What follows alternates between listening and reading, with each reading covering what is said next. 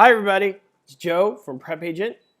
If you can hear me, I would like you to write in the city that you're from, as always, and that way I know you can hear me, and we will get started. Excuse me.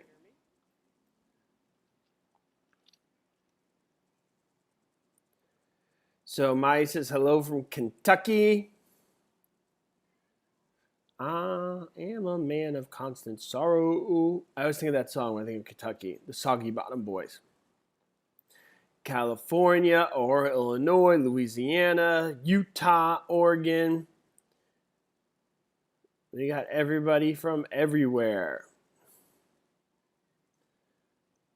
Okay, so today we are doing valuation and market analysis.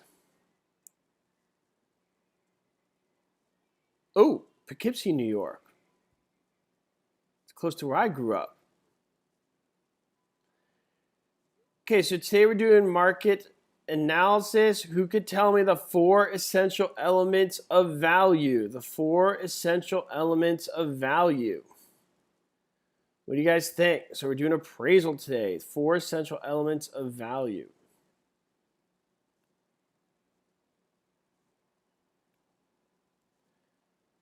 What do you guys think? So Mai Carney says dust, good job. Veronica says stud, dust, stud, tizida, whatever you want. And what does that stand for?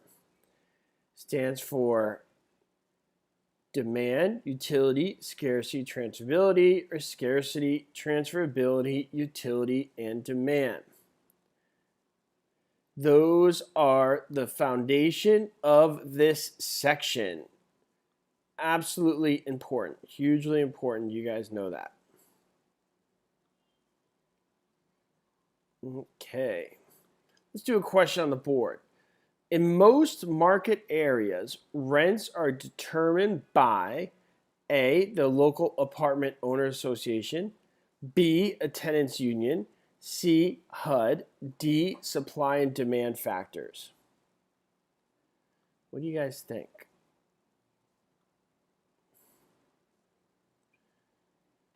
Okay, and the answer is D, supply and demand factors.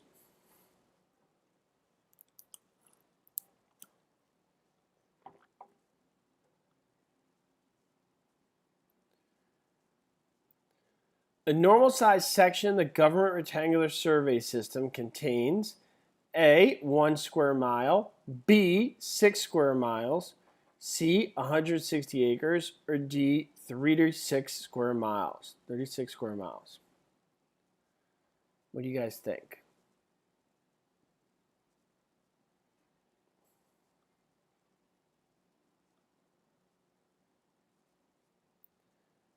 And the answer is 1 square mile. You guys are rocking today. 1 square mile. How big is a township? Who knows? Who could tell me how big is a township? Anybody? Anybody?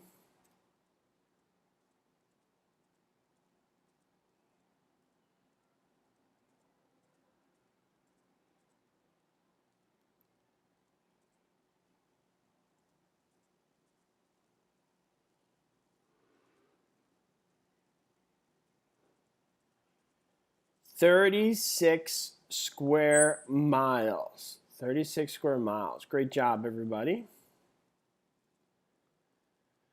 Of the following, which would not affect supply? A, construction costs, B, population, C, government controls, or D, the labor force?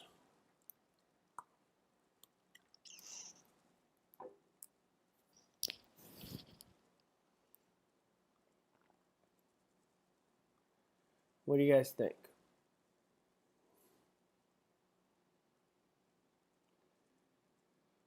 I did do that interview with Ryan Nicole. I gotta upload it. Oh, I totally forgot.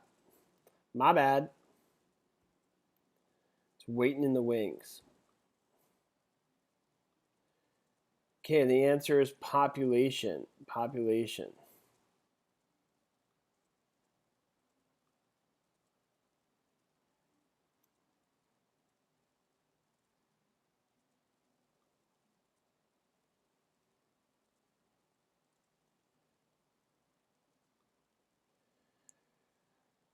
From the reproduction of or replacement cost of a building, the appraiser deducts depreciation, which represents the A, cost to modernize the building, B, remodeling cost to increase rentals, C, remaining economic life of the building, or D, loss of value due to any cause.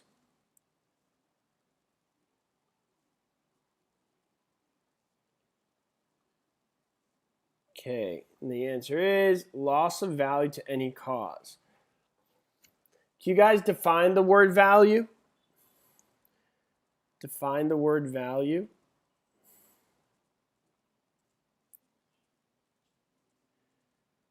Okay, so it's whatever a ready, willing, able buyer is going to pay for it would be an acceptable answer to that question.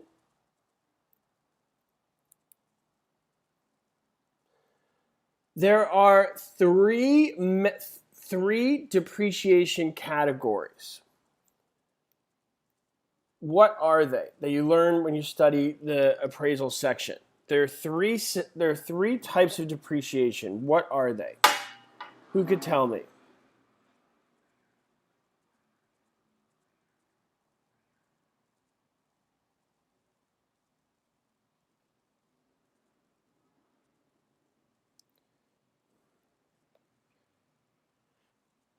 So you got Brandy says physical. Monique says economic obsolescence and physical. Rachel says functional, physical, and economic. So if you guys wrote functional, physical, and economic, my question to you be, which of those three would not be a form of obsolescence? Which of those three would not be a form of obsolescence? What do you guys think?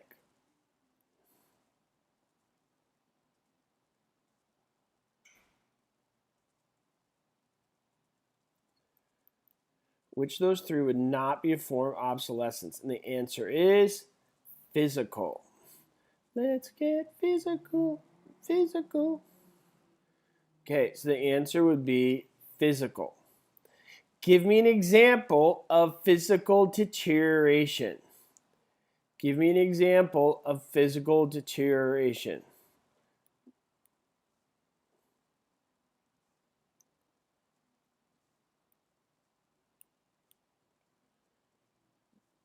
Please give me an example of physical deterioration. So Tom says paint chipping, good. Wear and tear, crack on the wall, a deteriorating roof, bad roof, good. Excellent. Give me examples of economic obsolescence. Give me an example of economic obsolescence. Let's see some examples of economic obsolescence.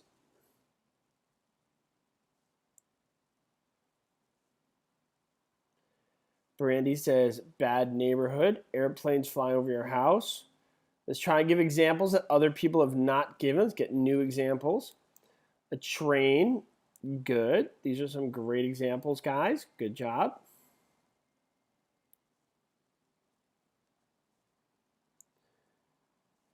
And now give me an example of functional obsolescence. Functional obsolescence. Let's see some examples of functional obsolescence.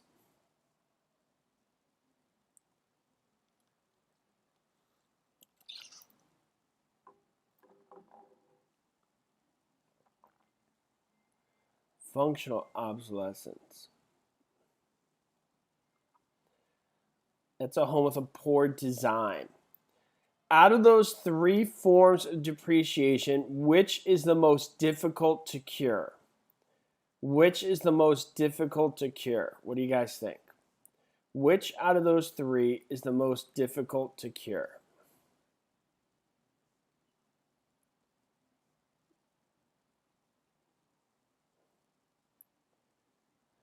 Economic obsolescence, which is also known as external obsolescence. Some of you guys may have seen it like that in your textbook. If you saw it like that, don't worry. It's the same thing. It's not a new concept.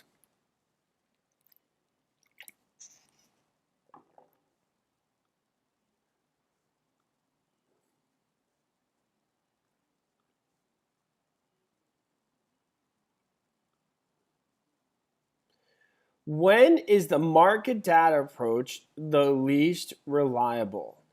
A, rapid economic change. B, all of the other options would make this approach unreliable. C, when there is nothing similar to the subject property. Or D, inactive market.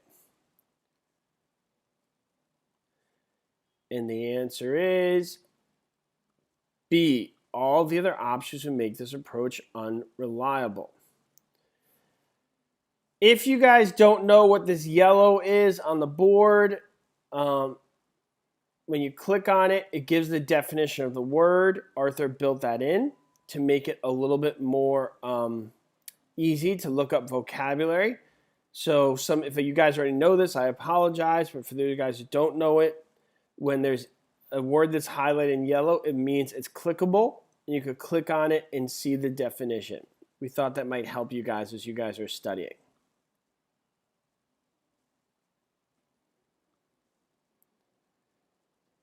All right. Oh, there you go, Brandy. Glad I could help.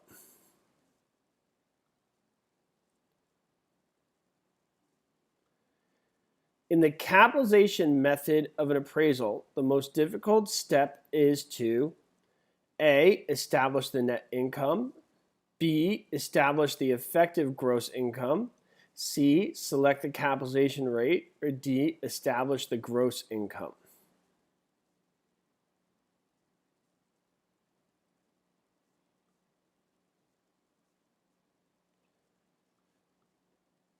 And the answer is C, select a capitalization rate. Okay, since we're going over features of our program, you guys may already know this, but in the top right, you could print these questions as well. If you didn't know that, in mind, you could print it. We basically try to add every feature possible other than us actually taking the test for you. I feel like if we do that, that should be an upgradable package that would be like super expensive. But other than us taking the test for you, I think we try and put in every feature possible.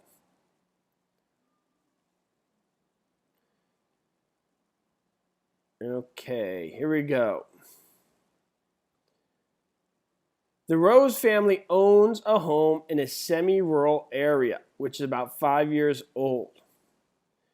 Recently announced plans for a new regional airport will place their home directly in the line with a main runway ending 1 mile before their home. If the airport is constructed, will this diminish the value of the Rose home? A, no, because the value would increase due to the location close to the airport. B, no, because the noise from aircraft passing overhead is not recognized as affecting property values. C, yes, because of economic obsolescence. D, yes, because of functional obsolescence.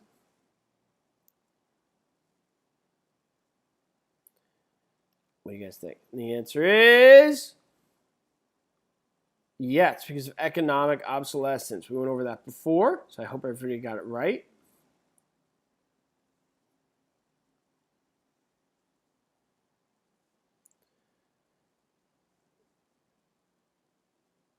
The unit of comparison when using the market data approach to appraise a single-family residence is the A, capitalization rate, B, cubic foot, C, entire property, or D, square foot.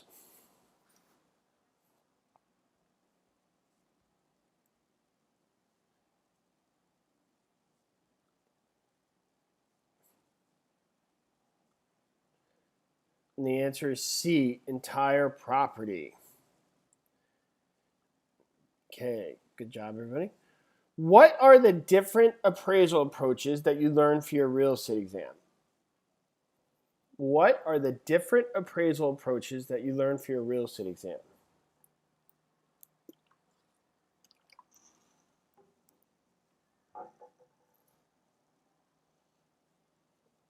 What do you guys think? There's 3. So you got the market data approach, the capitalization income approach, and the cost replacement approach. And if you've heard of gross rent multiplier, that goes under that capitalization approach, the capitalization income approach. Okay? When would you use the market data approach? So the market data approach is the one discussed in this question on the board. So when would you most commonly, now you can use any of these for any type of property, but some are generally used more for some properties rather than others. So when would you use the market data approach? What do you guys think? When's it most commonly used? That's right, Rachel. So generally that's used in like residential homes.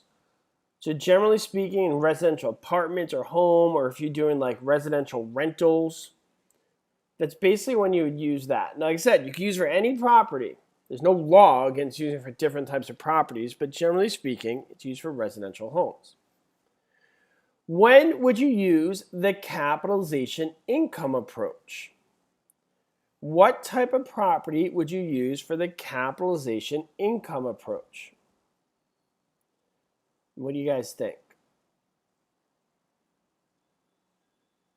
What type of properties would you use for the capitalization income approach? So it kind of says it in the name. Any property that brings in income. It's kind of those ones, it's like the definitions in the name, like a rum and coke. What's in the rum and coke? Not whiskey. Okay, so the capitalization income approach is there to basically convert that income into value. Convert the income, like take the amount that's bringing income and convert it to an actual value on the property.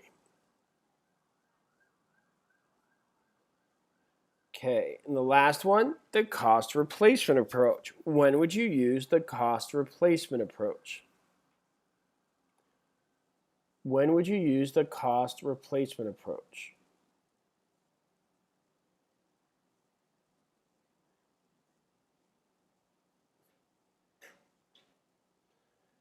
So special purpose buildings like schools, hospitals, or religious centers like churches, synagogues, or mosques, things of that nature. Okay, so special purpose properties. Fire stations, libraries, good. Is the cost replacement approach better for new properties or old properties?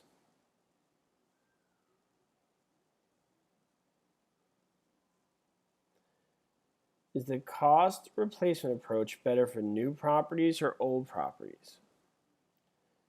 And the answer is new. Good.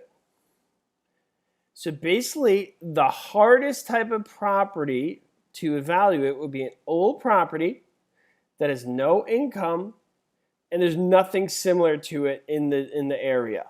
That would be like super hard to appraise. Asmus Reese says, why? Why? Who could answer that question? Why is the cost replacement approach better for new properties rather than old properties? Who could write in the chat the answer to that? Let's see. Let's see who's been studying. Okay. 5, 4, 3, 2, 1.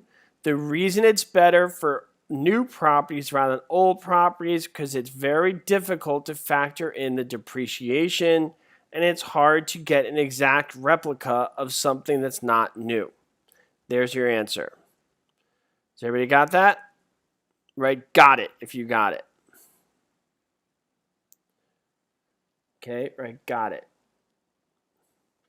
The longer the property's been around, the more there is for ambiguous depreciation, which could be really hard to calculate.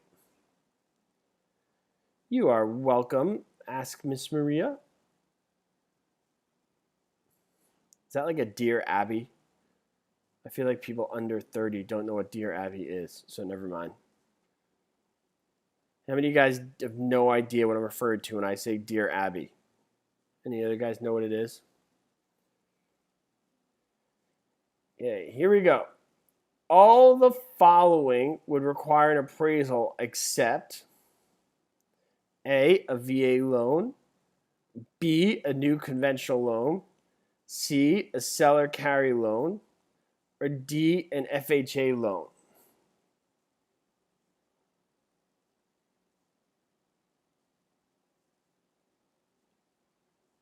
What do you guys think?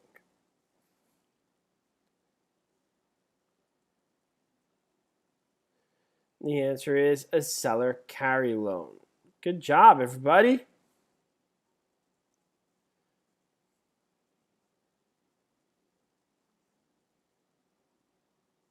I feel like we need more positivity in the world. There's a lot of negativity out there, especially when you read the news. How many of you guys feel pretty positive about your career, about positive what you're doing, and excited about what's going on? If you feel pretty positive, I want to get Starbucks with you. I need to be around more happy people. Okay, here we go. A homeowner constructs an 8-bedroom brick house with a tennis court, a greenhouse, and an indoor pool in a neighborhood of modest 2-bedroom and 3-bedroom frame houses on narrow lots. The value of the house is most likely to be affected by what principle? A, contribution, B, regression, C, substitution, or D, progression?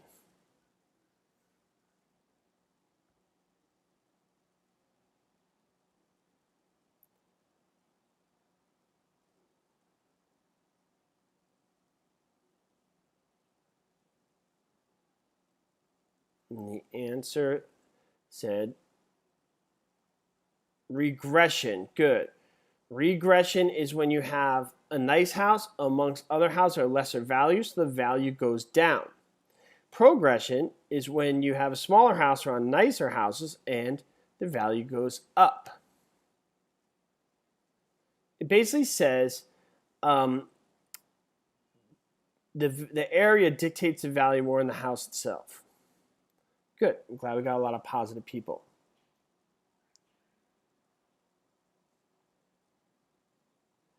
My mother used to tell me when I was little, she used to say, if you're happy, people want to be with you. If you're confident, people want to be around you. And if you're ambitious, people want to follow you. And if you're negative, nobody wants anything to do with you.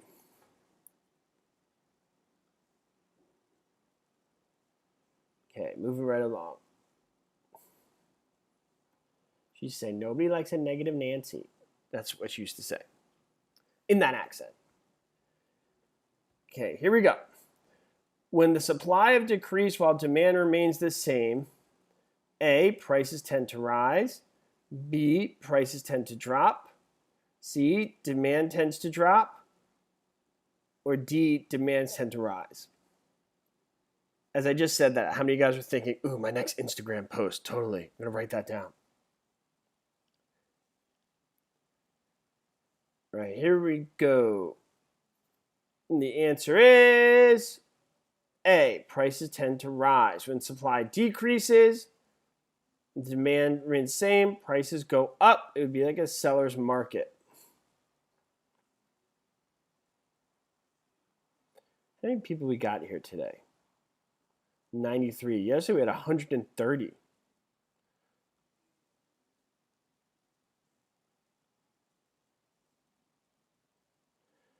A house with outdated plumbing is suffering from A, functional obsolescence, B, curable physical deterioration, C, external depreciation, or D, incurable physical deterioration.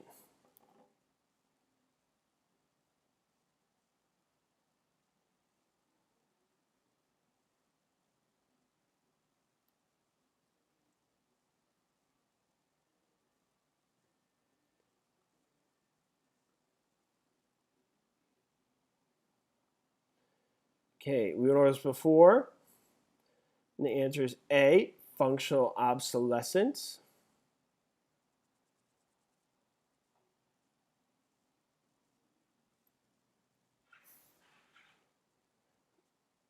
Okay, good. Next week, I will not be here as much. My dad's visiting in town with his new super young girlfriend. Totally annoying. She's 73. He's like 82. Should be dating somebody more age appropriate. But you know, he likes the younger women. What can I say? It's how he rolls. I don't judge.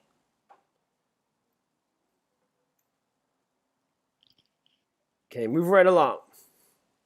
What is the best way to appraise a land site? A, income, B, allocation, C, capitalization, or D, residual?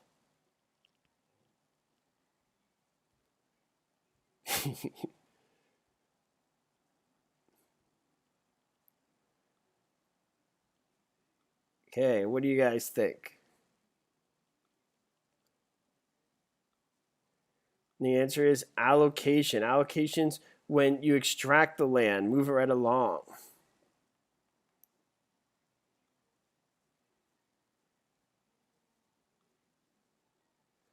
get a random one here.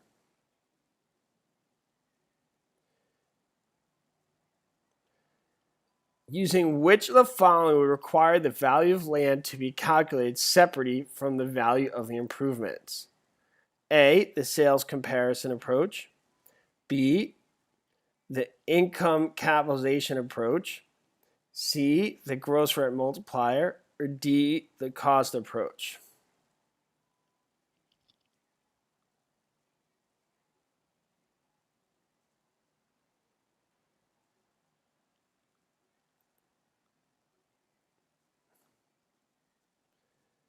And the answer is D, the cost approach.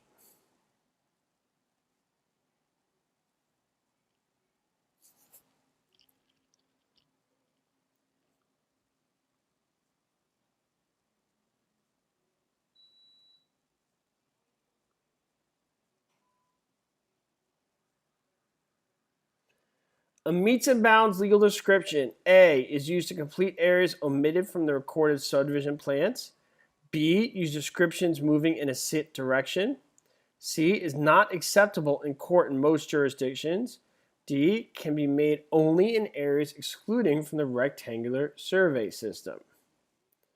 What do you guys think?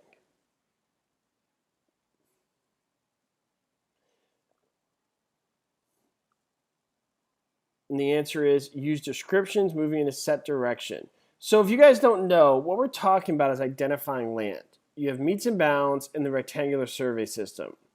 Meets and bounds basically finds a monument like a boulder or like a lake or something and finds land in relation to that monument. The rectangular survey system basically starts at a fixed point of beginning and lays a grid around it. And that's when you get into things like townships and sections. Maybe you guys heard of it, where you go 6 miles across, 6 miles up, and you get these 36 square mile squares called townships.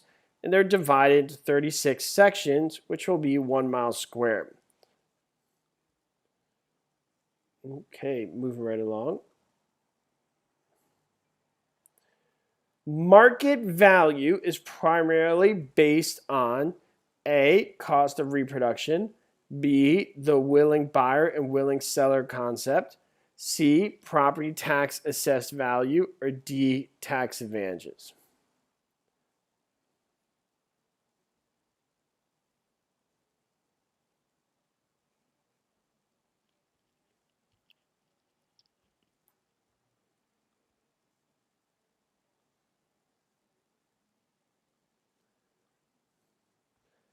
And the answer is the willing buyer and willing seller concept.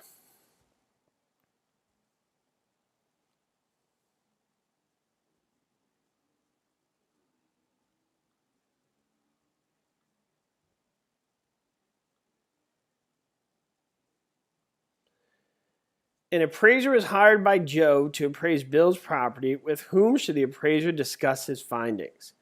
A, Bill. B, any party willing to pay. C, any interested party. Or D, Joe.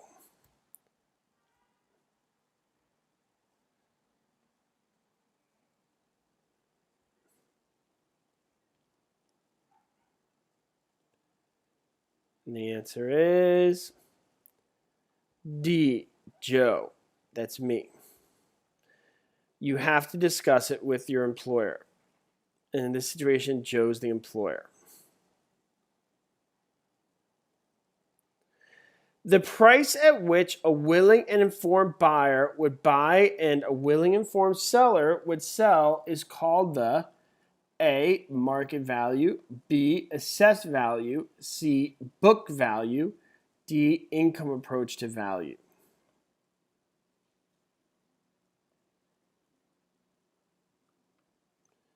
What do you guys think? And the answer is A, market value.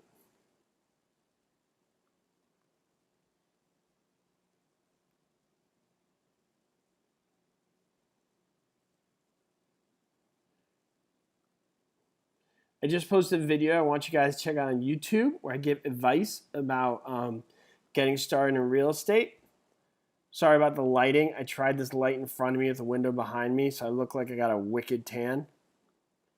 It's really just the lighting. I didn't like sit in a tanning bed for 10 hours.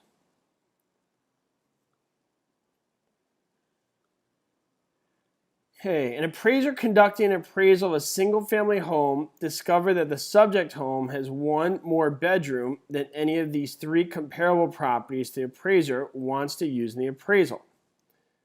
To account for the extra bedroom, the appraisal will did I click that? I'm sorry, guys. They'll add the value of the bedroom to the sales price of each comparable. My bad. Sorry, I gave the answer there. I was trying to scroll down.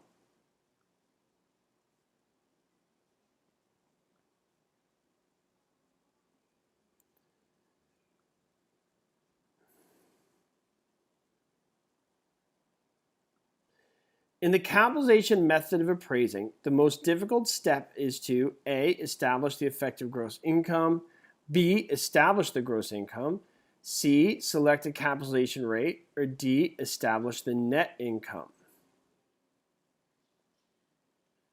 What do you guys think?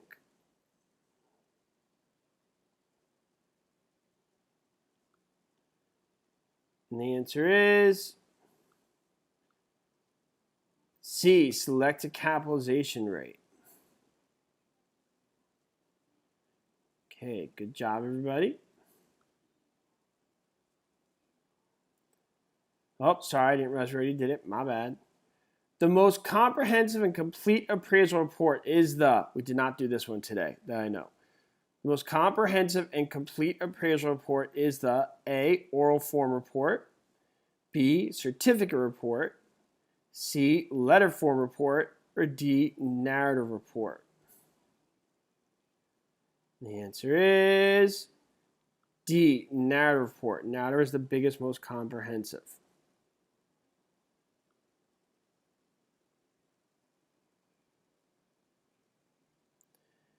It would be perfectly ethical for an appraiser to do which of the following?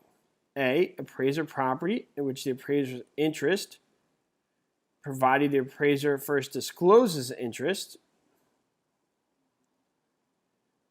B,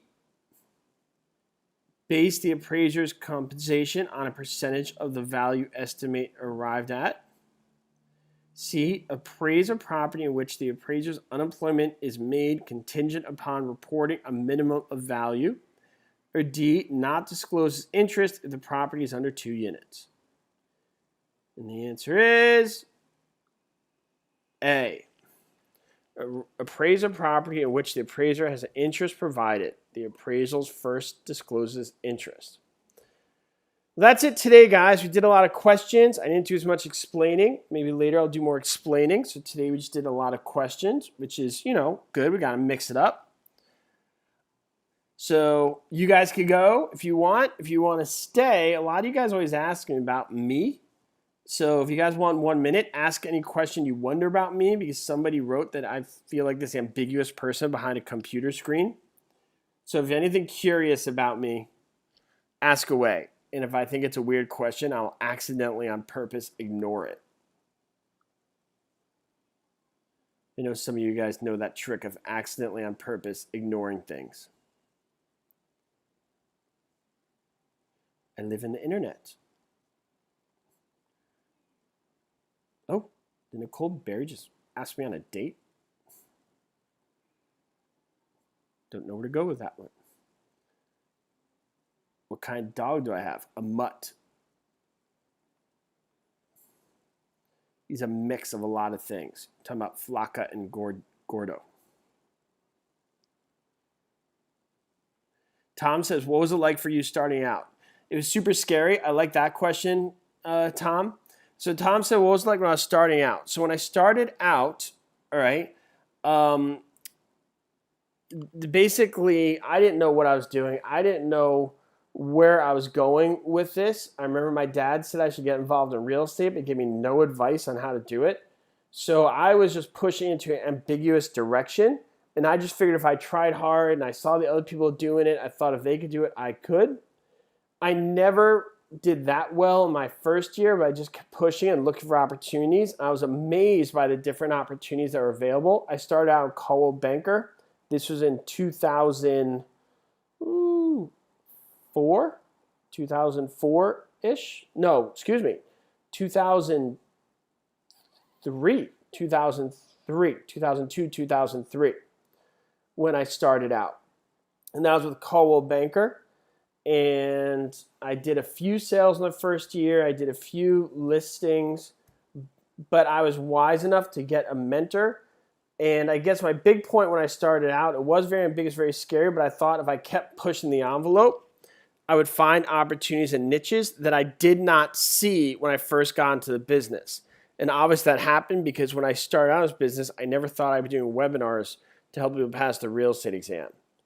So it was very scary when I started out, very ambiguous, but I pushed forward and here we are. So that was a good question. My dad was not in real estate.